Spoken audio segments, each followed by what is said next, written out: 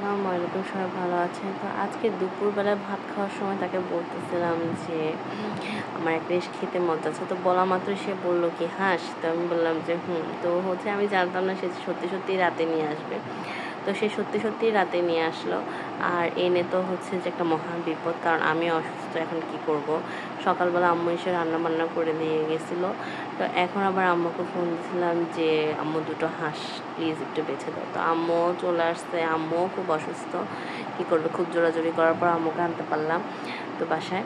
তো এসে আম্মু আমাকে এগুলো একটু সাহায্য করে দিল। এখন হাঁসটাকে ভালো করে পুড়ে নিচ্ছে যাতে ছোট ছোট লোমগুলো বের হয়ে যেতে পারে। তো এরপরে আমি এগুলোকে কুটে নিচ্ছি।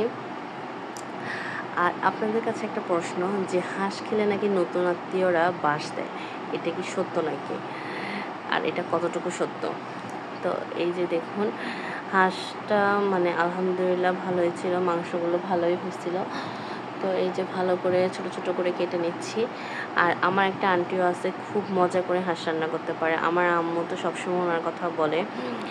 তো এই যে দেখুন, ভালো করে আমি পেঁয়াজ লাল করছি। এখানে আমি সরিষার তেল এবং সয়াবিন তেল দুটোই অ্যাড করছি। আর এখানে আমি মশলাগুলো বেটে নিয়েছিলাম।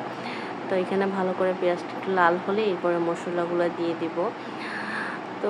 তো আমি এখন মশলাগুলো দিয়ে নিয়েছি, আর মশলাগুলো দিয়ে ভালো করে কষে নিব। তো এই যে ভালো করে যে এখানে আদা বাটা, রসুন বাটা, তারপর জিরা বাটা, বাদাম, এগুলো সবগুলো একসাথে দিয়ে দিচ্ছি, দিয়ে ভালো করে কষতে হবে।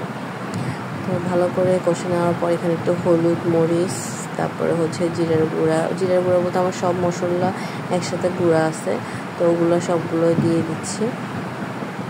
আশা করি ভিডিওটি ভালো লাগবে। ভিডিওটি ভালো লাগলে আমার পেজটা ফলো করে দিবেন, লাইক কমেন্ট শেয়ার করবেন। তো এই যে দেখুন, আর সবাই তো খেয়ে বলেছিল আলহামদুলিল্লাহ ভালো হয়েছে। আরেকটা রেখেছি আমার শ্বশুর-শাশুড়ির জন্য, ওনাদের জন্য রান্না করব। তো এই যে এখন মাংসগুলো দিয়ে দেবো। আর আলহামদুলিল্লাহ অনেক মাংস হয়েছে। তো এই যে ভালো করে যে এখন কষে নেব। হাঁসের মাংস কষানোতে মজা বেশি। এই যে দেখুন যে ভালো করে কষে নিচ্ছি।